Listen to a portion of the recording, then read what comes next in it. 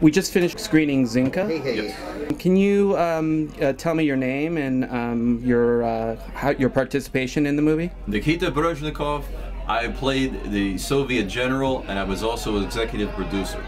And the way that came about was, I had a background. Before I became full-fledged, what you'd call traditional actor, I was a professional wrestler. I used to be 230 pounds. I managed Nikolai Volkov, was his tag team partner. Then that spun off to things like The Wrestler, different documentaries like Legends Never Die on the HBO. So then I got done with the wrestling and just went to traditional acting. I met with Colin and Aaron Neal from Faith vs. Faith Productions. They said, Nikita, we have a perfect role for you. I said, okay, let me see. I read the script, it's like, this is great. I already have all of the Soviet, what we need clothing-wise, uniform, because that's what I wore for the wrestling, but I knew who we needed for the part of Zinka. I knew Yulia, and it was like, she's beautiful. Gymnast, she could pull this off, excellent. She's an excellent actor, plus the physical part, and she did it perfectly. Do you know any of the technical specifics of the movie, how it was photographed? With what kind of camera? Was it shot with a red or? It was not shot with a red, and I'm not good with the camera, the technical part of it, but we had great cinematographer. I know Daniel Mura, maybe last name, I have to think. I know Daniel, he was a great guy because he had the Steadicam, and because the scenes where she's running, he did a perfect job with that. And Ryan McNamee, he handled the other part of the cinematography, and excellent job. I mean, and we were challenged.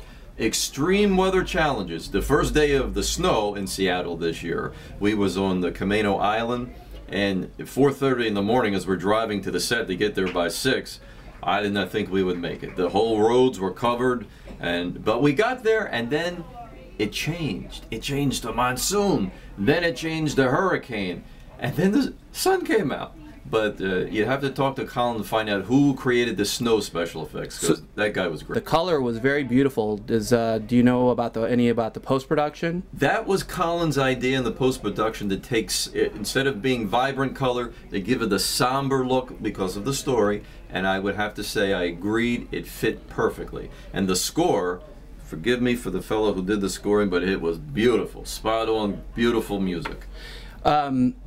For it being a short movie, it was definitely very compelling, and it was definitely a very interesting story. It seems like it's longer because there's so much information in that short time. It does take you from point A to point Z, and it's like, I can't believe it's a short.